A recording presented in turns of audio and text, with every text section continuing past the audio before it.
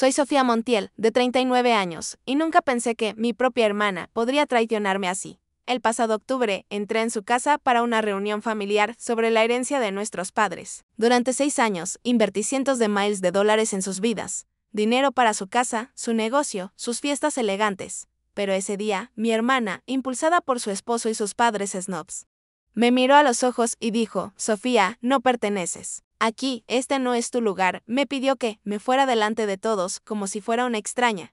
Mi corazón se encogió, pero no discutí. Tomé mis llaves, salí y me fui. Mis manos temblaban al volante. No solo estaba herida, estaba furiosa. Pensaron que podían humillarme y seguir viviendo a mi costa. De ninguna manera. No soy el tipo de mujer a la que puedes pisotear y esperar que se quede callada. Lo que hice después.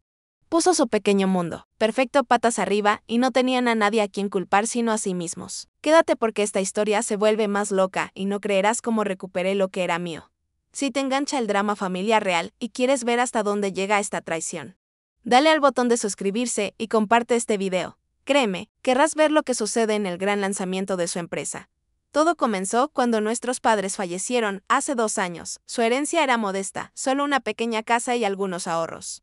Pero necesitaba ser organizada. Mi hermana, Carla, insistió en que nos reuniéramos en su casa para discutirlo. Pensé que sería una charla rápida. Quizás algo de papeleo. No esperaba entrar en una trampa. Su casa era una exposición. Encimeras de mármol, candelabros de cristal, el tipo de lugar que gritaba dinero. Yo había pagado la mayor parte, pero nunca se lo eché en cara. Así no soy yo. La reunión se fijó para un domingo por la tarde de octubre. Llegué con mis jeans y chaqueta habituales, nada elegante. Carla me recibió en la puerta, todo sonrisas, pero se sentía extraño. Su esposo, Marco Gómez, estaba allí, apoyado en la isla de la cocina como si fuera dueño del mundo. Sus padres, Antonio y Elena Gómez, estaban sentados en la mesa del comedor, bebiendo vino y mirándome como si hubiera arrastrado barro por su alfombra. El aire estaba cargado de tensión. Y aún no me había sentado. Carla comenzó a hablar sobre la herencia, diciendo que necesitábamos manejarla correctamente. Asentí, pensando que estábamos en la misma sintonía. Entonces Marco interrumpió: Sofía, estamos planeando vender la casa e invertir el dinero en nuestro negocio, dijo, su voz suave pero cortante. Es la decisión inteligente para la familia. Levanté una ceja. Su negocio, el que yo había estado financiando durante años. Pregunté a qué se referían con familia, ya que yo era la que pagaba sus facturas. Fue entonces cuando las cosas se pusieron feas. Antonio, el padre de Marco, se aclaró la garganta. Sofía, seamos honestos, dijo, con un tono cargado de condescendencia, no estás exactamente equipada para manejar estas decisiones. Tu experiencia no se alinea con nuestra visión. Lo miré fijamente, mi estómago retorciéndose. ¿Mi experiencia? Yo había construido mi taller desde cero. Trabajado 60 horas a la semana y mantenido sus vidas a flote. ¿Qué estaba insinuando? Elena, su esposa, intervino. Estamos pensando a largo plazo, querida, dijo, su sonrisa tan falsa como sus perlas. Carla y Marco tienen conexiones, una cierta imagen que mantener. Tú eres más de pueblo, ¿no es así, de pueblo? La palabra me golpeó como una bofetada. Miré a Carla, esperando que dijera algo, cualquier cosa para defenderme. Pero ella solo miró hacia otro lado, jugueteando con su pulsera. Intenté mantener la calma. He pagado por esta casa, dije, manteniendo mi voz firme. He pagado por su negocio, sus coches, sus vacaciones. ¿Y ahora me están diciendo que no pertenezco aquí? Marco soltó una risa corta y cruel.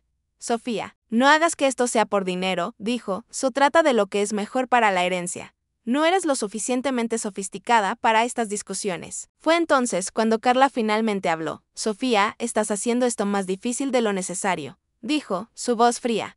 Estamos tratando de hacer esto como una familia.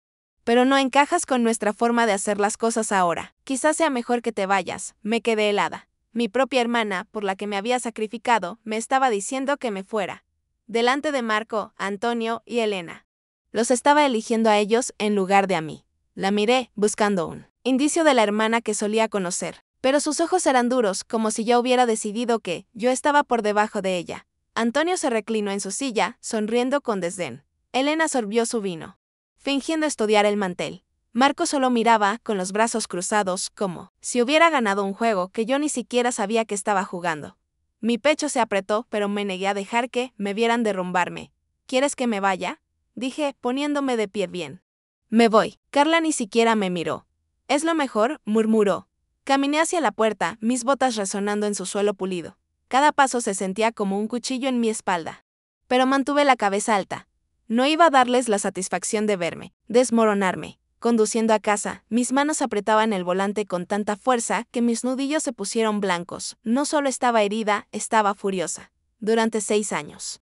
Había puesto mi corazón y mi alma en sus vidas y me habían echado, como basura. Carla, mi hermana, se había quedado allí y había dejado que su esposo y sus padres me destrozaran. Pensaron que podían usarme, humillarme y seguir viviendo sus vidas perfectas. No tenían ni idea de con quién estaban tratando. No dormí mucho esa noche, mi mente corría, reviviendo cada palabra. Cada mueca, cada momento de esa reunión. Pensé en el dinero que les había dado, los sacrificios que había hecho. Había trabajado horas extras, me había saltado vacaciones, había pospuesto mis propios sueños para mantener su mundo en marcha. ¿Y para qué? ¿Para que me dijeran que no pertenecía? ¿Para que me echaran de la casa de mi hermana como un invitado no deseado? 3 días después de salir de casa de Carla, me senté a reescribir su futuro. Abrí mi aplicación bancaria en la encimera de mi cocina. La pantalla brillando bajo la luz de la mañana. Durante años, había transferido 6.000 euros al mes para cubrir su hipoteca, además de otros 1.000 para servicios públicos y seguros. Esos pagos habían sido automáticos. Vaciando mi cuenta como un reloj, navegué hasta la configuración de transferencias y cancelé cada una de ellas. No más pagos de casa, no más facturas de luz. No más rescates de su seguro de coche. Se sintió como liberarse de una cadena que no había notado que estaba allí. No les envié un aviso previo. Los avisos del banco hablarían por sí mismos cuando llegaran a su buzón en una semana. 5 días después, mi teléfono se iluminó mientras estaba en mi taller de reparación de automóviles, con los codos hundidos en la reparación de una transmisión. Era Marco. Su voz más tensa de lo habitual. Sofía, estamos en un aprieto, dijo, tratando de sonar casual, pero fallando. Comenzó a hablar sobre el lanzamiento de su empresa inmobiliaria en diciembre, un gran evento para impresionar a los inversores y clientes de Sevilla. Les faltaban fondos para los retoques finales, el kitting, un proyector de alta gama, algunos folletos brillantes. Pidió un préstamo de 10.000 euros, prometiendo devolverlo después del evento. Es una pequeña petición, dijo, siempre. Ha sido confiable. Dejé mis herramientas, limpiándome las manos en mi mono. Marco, dije, mi tono agudo pero controlado, no me necesitaban en su reunión familiar. ¿Por qué me necesitan ahora? Vaciló, luego intentó cambiar de tema. Esto es por el negocio. Por el bien de Carla, dijo. ¿Por el bien de Carla? Después de que ella se hubiera puesto de su lado, en mi contra. No, dije rotundamente, tendrán que arreglársela sin mí, colgué. Mi pulso acelerado con una mezcla de ira y triunfo. Esa negativa no era solo por el dinero, era por mantenerme firme. Negar ese préstamo fue como tirar del primer hilo de su imagen cuidadosamente tejida. Su lanzamiento era su momento de brillar en la cerrada escena social de Sevilla. Y sin mi dinero, se verían obligados a recortar gastos. El negocio de Marco prosperaba pareciendo impecable y yo sabía que una presentación inestable podría costarles inversores. Pero no había terminado. Tenía un plan más grande en mente. Esa noche, saqué mi archivador y comencé a clasificar años de registros financieros. Cada extracto bancario, transferencia bancaria y recibo estaba allí, documentando cada euro que les había enviado. 6.000 euros al mes para su hipoteca, miles más para los costos de inicio de su empresa. Incluso pequeñas cosas como sus facturas de internet. Todo estaba registrado, sumando cientos de miles de euros. No solo estaba reuniendo papeleo, estaba construyendo mi caso. Querían actuar como si yo fuera irrelevante. Me aseguraría de que la verdad saliera a la luz. Llamé a mi novio, Ricardo Vargas, y le pedí que viniera. Ricardo es ingeniero de construcción, tranquilo y constante, y había visto cuánto me había sacrificado por mi hermana. Extendí los documentos sobre la mesa de mi comedor, señalando los números. Esto es lo que he estado cargando por ellos, dije, mi voz firme. No pueden fingir que no sucedió. Ricardo escaneó los papeles, moviendo la cabeza. Te han estado usando, dijo. Necesitas mostrarles a todos lo que han hecho. Sus palabras me impulsaron. Le dije que estaba planeando algo para el lanzamiento de su empresa, una forma de aclarar las cosas. Piensan que pueden enterrarme. Dije, me aseguraré de que no puedan. Ricardo no preguntó por detalles. Solo me miró y dijo, estoy contigo hasta el final. Su confianza me dio un impulso que no había sentido en semanas. No estaba luchando sola. Durante los siguientes 10 días, trabajé hasta tarde digitalizando cada prueba de escaneo de recibos. Guardé extractos bancarios en una carpeta segura y recuperé correos electrónicos antiguos donde Marco había reconocido mi ayuda con sus gastos. Cada documento era una pieza del rompecabezas. Prueba de la vida que les había financiado. Su lanzamiento se acercaba a principios de diciembre y yo sabía que era su momento decisivo. Iba a usarlo para mostrar a Sevilla quiénes eran realmente. A mediados de noviembre tenía todo organizado, cientos de archivos en mi portátil respaldados en una unidad USB para su custodia. No estaba segura de cómo lo usaría todavía. Pero sabía que era mi bata. Carla y Marco pensaron que podían dejarme de lado y mantener su imagen pulida.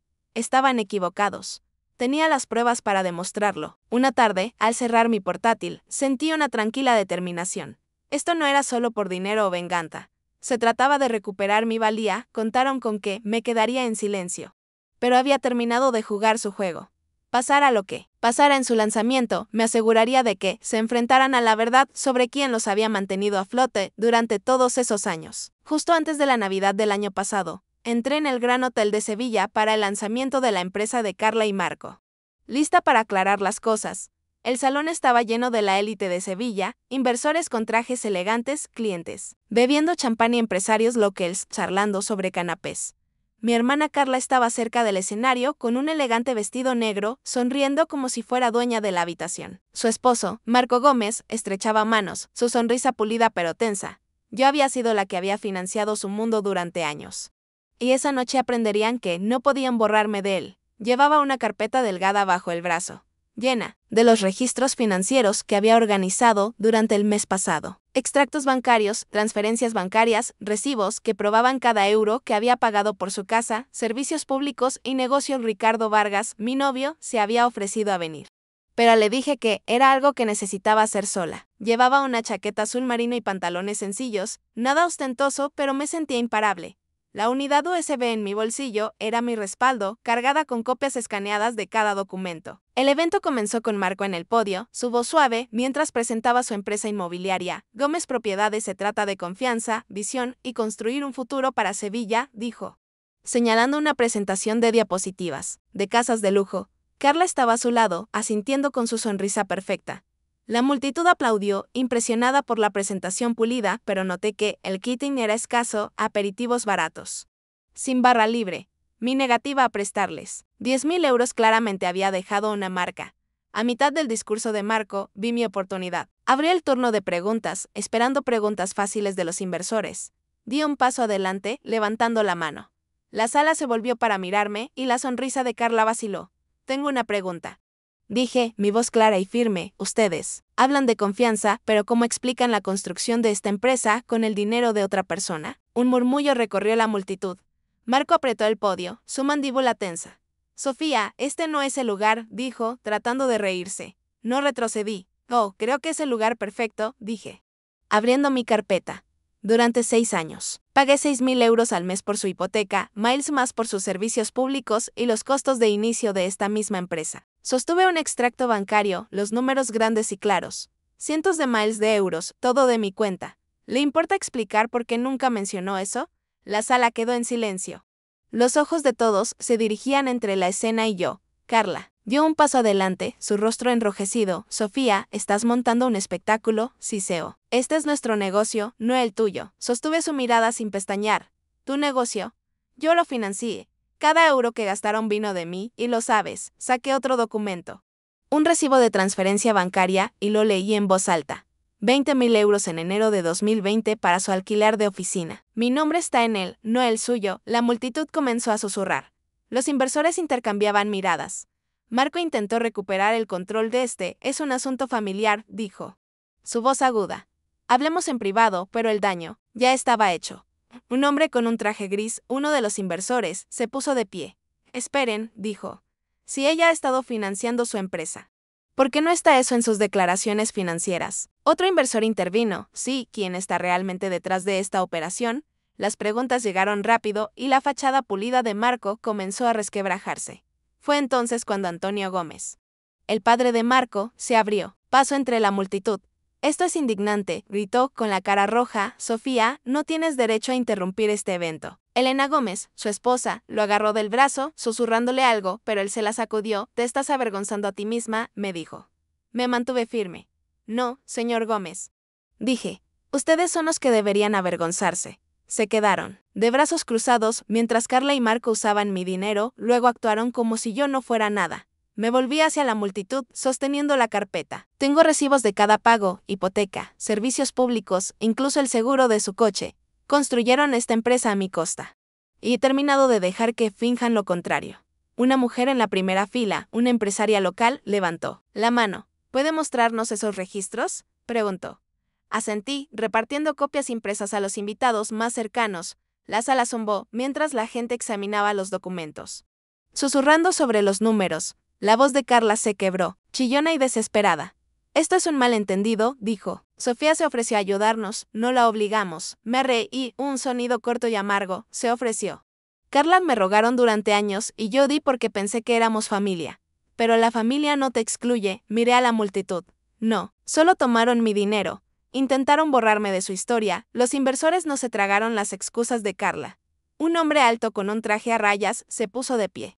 Su tono frío, si su financiación provino de ella, ¿por qué no fue listada como accionista?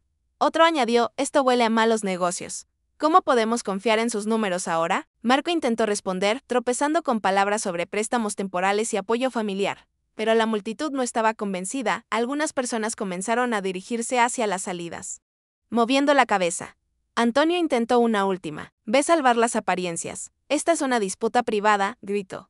Solo está celosa de nuestro éxito, pero su arrebato solo empeoró las cosas. Una mujer en la parte de atrás, una reportera del Diario de Sevilla, tomó notas furiosamente. La miré y asentí levemente. Irene Castro, editora del Diario de Sevilla, escucharía más de mí pronto. Pero eso era para otro día. Di un paso atrás, dejando que el caos se desarrollara. Carla estaba al borde de las lágrimas, agarrando el brazo de Marco. Él sudaba, tratando de complacer a los inversores que seguían lanzando preguntas. Elena rondaba detrás de ellos, luciendo indefensa. La sala, una vez llena de emoción, ahora zumbaba con dudas. No necesitaba decir otra palabra. Mi evidencia había hablado por sí misma. Mientras caminaba hacia la salida, algunos invitados me detuvieron, pidiéndome copias de los documentos. Una inversora, una mujer con un vestido rojo, me estrechó la mano. Hiciste lo correcto, dijo. No pueden esconderse de esto, asentí, sintiendo un peso levantarse. Durante años había cargado con su mundo, pero esa noche les había mostrado a todos quién era yo. No era solo la hermana que habían despreciado. Era la que los había mantenido a flote y acababa de desentrañar su fachada al salir del hotel. Me sentí más ligera de lo que había estado en años. La imagen perfecta de Carla y Marco se estaba desmoronando y no tenían a nadie a quien culpar sino a sí mismos. Pero esto no era el final. Su siguiente movimiento mostraría lo bajo que podían caer. Y yo estaba lista para ello. Una semana después del lanzamiento de la empresa, me desperté con un titular de pesadilla en el Diario de Sevilla, mujer local sabotea. Negocio familiar por celos. Se me revolvió el estómago al leer el artículo de Irene Castro, editora del Diario de Sevilla. Me pintaba como una forastera amargada que había arruinado el evento de su hermana Carla para destrozarla a ella y a su esposo, Marco Gómez, por despecho. El artículo citaba a Carla, llamándome una entrometida insignificante, y a Marco afirmando que yo había exagerado mi papel en sus finanzas. Cada palabra retorcía la verdad, borrando los cientos de miles de euros que había invertido en sus vidas. Al mediodía, mi teléfono zumbaba con notificaciones. Extraños en las redes sociales me llamaban codiciosa, mentirosa, incluso una rompehogares. Algunos clientes habituales de mi taller de reparación de automóviles cancelaron citas, citando preocupaciones sobre mi carácter. La cerrada comunidad de Sevilla se estaba volviendo en mi contra. Y sentí el peso de su juicio como un puñetazo en el estómago. Me senté a la mesa de mi cocina, mirando el artículo, mis manos temblaban. Carla y Marco no solo estaban eludiendo la verdad, estaban tratando de destruirme. Ricardo Vargas, mi novio, vino tan pronto como lo llamé. Leyó el artículo con la mandíbula apretada. Están asustados, dijo, dejando el periódico. Esta es su forma de contraatacar porque les mostraste a todos quiénes son. Él tenía razón, pero no mitigó el dolor. Había pasado años construyendo mi reputación en Sevilla, y ahora se estaba desmoronando por sus mentiras. No puedo permitir que esto siga así. Le dije a Ricardo. Necesito limpiar mi nombre. Esa tarde, me puse en contacto con Laura Vigue, una periodista independiente que había conocido en un encuentro de negocios local años atrás. Laura tenía fama de investigar historias que otros ignoraban y confiaba en que me escucharía. Acordó reunirse en una cafetería del centro. Llevé mi carpeta de registros financieros, extractos bancarios, transferencias bancarias, recibos. Todo probando mis pagos a Carla y Marco. Esta es la verdadera historia, dije, deslizando los documentos por la mesa. Laura los examinó, sus ojos se abrieron. Esto es enorme, dijo. ¿Por qué no lo hiciste público antes? Le expliqué cómo le había dado todo a mi hermana. Pensando que era por la familia, solo para ser dejada de lado, Laura tomó notas, prometiendo ayudarme a contar mi versión. Pero primero, necesitaba confrontar directamente al Diario de Sevilla. Esa noche, redacté una carta a Irene Castro, manteniendo mi tono firme pero profesional. Su artículo se basa en afirmaciones falsas, escribí. Tengo pruebas que demuestran que financié Gómez Propiedades y sus gastos personales durante 6 años. Exijo una retractación y una oportunidad para presentar mi versión. Adjunté copias escaneadas de documentos clave, pagos de hipoteca, facturas de servicios públicos, costos de inicio y la envié a la junta editorial del periódico. Al día siguiente, recibí una respuesta cortante de Irene, negándose a retractarse del artículo, pero ofreciendo una pieza de seguimiento si proporcionaba más pruebas. Se sintió como una trampa, pero no me iba a rendir. Le envié registros adicionales, incluidos correos electrónicos, donde Marco me agradecía por cubrir sus gastos. Mientras tanto, Laura y yo trabajamos en un plan diferente. Ella propuso un artículo para El Eco de la Sierra, un periódico local conocido por su voz independiente. Contaremos toda la historia. Dijo, tu evidencia hablará por sí misma. Durante los siguientes días, la reacción negativa creció. Las reseñas en línea de mi taller se desplomaron con comentarios anónimos llamándome poco confiable. Un antiguo cliente se acercó diciendo que había oído que yo quería arruinar a una buena familia. Cada golpe dolía, pero Ricardo me mantuvo firme. Eres más fuerte que esto, dijo una noche, tomando mi mano. Ellos no pueden cambiar. La verdad, su apoyo me dio el impulso que necesitaba para seguir luchando. Laura y yo pasamos horas elaborando el artículo para El Eco de la Sierra. Detallé cada pago que había hecho. 6.000 euros al mes para su hipoteca, miles más para su negocio, incluso pequeñas cosas como sus facturas de teléfono. Incluí citas de mis registros, como el correo electrónico de Marco de 2021. Gracias por la ayuda, Sofía. No habríamos podido hacerlo sin ti. Laura añadió contexto sobre el panorama inmobiliario de Sevilla, señalando cómo las finanzas inestables de Gómez Propiedades levantaron banderas rojas para los inversores. Lo titulamos La verdad detrás de Gómez Propiedades, el sacrificio de una hermana, el 15 de diciembre. El Eco de la Sierra publicó el artículo. Se extendió como la pólvora, los lugareños lo compartieron en las redes sociales y los comentarios comenzaron a cambiar.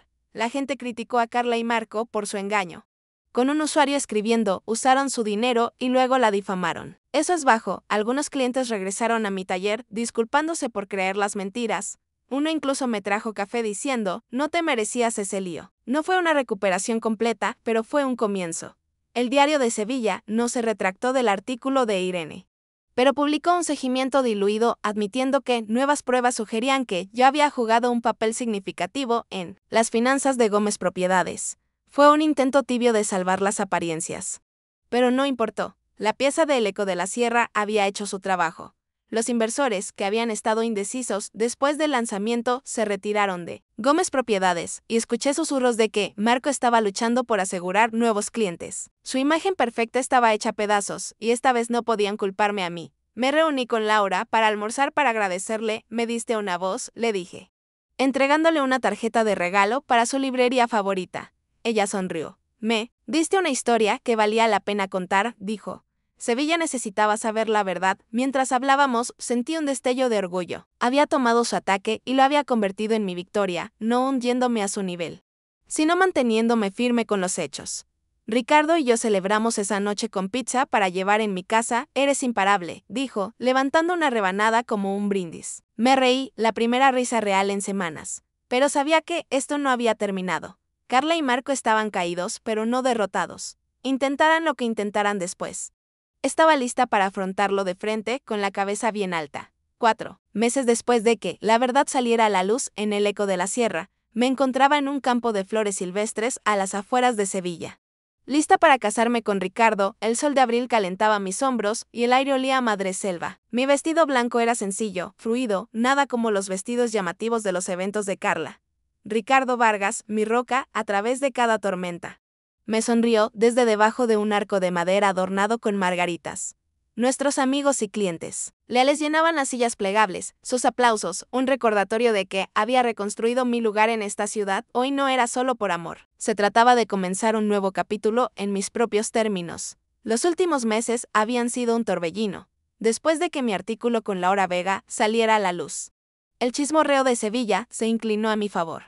Los clientes comenzaron a regresar a mi taller de reparación de automóviles, algunos incluso trayendo notas de disculpa por dudar de mí. Una clienta habitual, una maestra jubilada, me entregó una tarta casera y dijo: les mostraste lo que es la integridad. Mi reputación no estaba completamente restaurada. Los pueblos pequeños guardan rencor, pero yo ya no era la villana en su historia. Carla y Marco, por otro lado, no tuvieron tanta suerte. Gómez Propiedades se derrumbó bajo el peso de sus mentiras. Los inversores que habían dudado después del lanzamiento se retiraron por completo cuando mi evidencia demostró que habían tergiversado sus finanzas. En febrero, su empresa se declaró en quiebra. Me enteré a través de un conocido mutuo de que habían vendido su casa, la que yo había pagado todos esos años, con pérdidas para cubrir deudas. Para marzo, habían empacado y se habían ido de Sevilla para siempre, buscando un nuevo comienzo en otro lugar. No sentí alegría por su caída, pero tampoco sentí lástima. Habían tomado sus decisiones. Y ahora estaban viviendo con ellas. Antonio y Elena Gómez, los padres de Marco, se desvanecieron en el fondo. Una semana después del artículo de El Eco de la Sierra, Elena me envió una breve carta. Sofía, decía: no nos dimos cuenta de cuánto hiciste por ellos. Lamentamos no haber intervenido antes. No fue mucho, pero fue suficiente. No respondí. Algunos puentes no necesitan ser reconstruidos. Antonio nunca se puso en contacto y yo estaba bien con eso.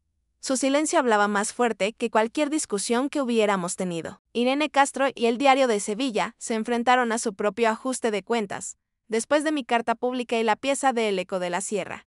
Los lectores inundaron la bandeja de entrada del periódico exigiendo responsabilidad por el artículo engañoso. En enero, Irene publicó una breve nota editorial: lamentamos cualquier inexactitud en nuestra cobertura de Gómez Propiedades y las contribuciones de Sofía Montiel. No fue la disculpa completa que había querido. Pero cerró ese capítulo. Laura me dijo que la reputación de Irene sufrió un golpe entre los periodistas locales y eso fue suficiente justicia para mí. Mientras caminaba por el pasillo, Laura Vega estaba en la primera fila tomando fotos para un pequeño artículo en El Eco de la Sierra, sobre la mecánica favorita de Sevilla que se casaba. Se había convertido en una amiga, alguien que había visto la verdad y me había ayudado a compartirla. La ceremonia fue corta, sincera, con los votos de Ricardo prometiendo siempre apoyarme. Eres la persona más fuerte que conozco, dijo, su voz firme. Me emocioné, pensando en cómo había estado allí en cada pelea, en cada momento bajo. Cuando nos besamos, la multitud estalló y sentí que, finalmente, había recuperado mi vida. Después de la ceremonia, bailamos bajo luces de guirnalda, mientras una banda local tocaba música tradicional. Los empleados de mi taller, que se habían quedado conmigo en lo peor, levantaron copas en un brindis. Uno de ellos, un mecánico rudo llamado Luis, gritó por Sofía, que nunca se rinde. Todos se rieron y sentí un calor que no había conocido en años. Sevilla era mi hogar y estas personas, mi verdadera familia, lo demostraron. Más tarde, mientras Ricardo y yo nos sentábamos a ver la puesta de sol, pensé en Carla. No la odiaba. Ya no. Ella había elegido construir su vida sobre el engaño y le había costado todo. Su negocio, su hogar, su lugar en esta ciudad. Le había dado tanto pensando que nos mantendría unidas. Pero aprendí a la fuerza que la familia no se trata de lo que das, se trata de respeto. Había pasado años tratando de ganarme el suyo, solo para darme cuenta de que nunca fue mío perseguirlo. Defenderme a mí misma me había costado una hermana, pero me había dado algo mejor, mi propia fuerza. La lección no fue solo para mí. Si pudiera volver atrás, le diría a mi yo más joven que valorara su valía, no su billetera. Puedes darlo todo a alguien y aún así no ser suficiente si no te ven. Pero cuando te mantienes firme, cuando exiges la verdad, encuentras a las personas que importan. Personas como Ricardo, Laura y los clientes que regresaron. Eso es lo que te impulsa. No el peso de las expectativas de otra persona. A todos los que han seguido esta historia hasta el final, gracias. Su tiempo, su atención, significa más de lo que puedo decir. Me han visto en mi peor momento, me han visto luchar y ahora están aquí para el mejor día de mi vida. Si mi historia resuena contigo, si alguna vez has tenido que defenderte o aprender quién es tu verdadera familia, me encantaría escuchar tus pensamientos. Compártelos, guárdalos cerca o simplemente llévalos contigo. Gracias por ser parte de mi viaje.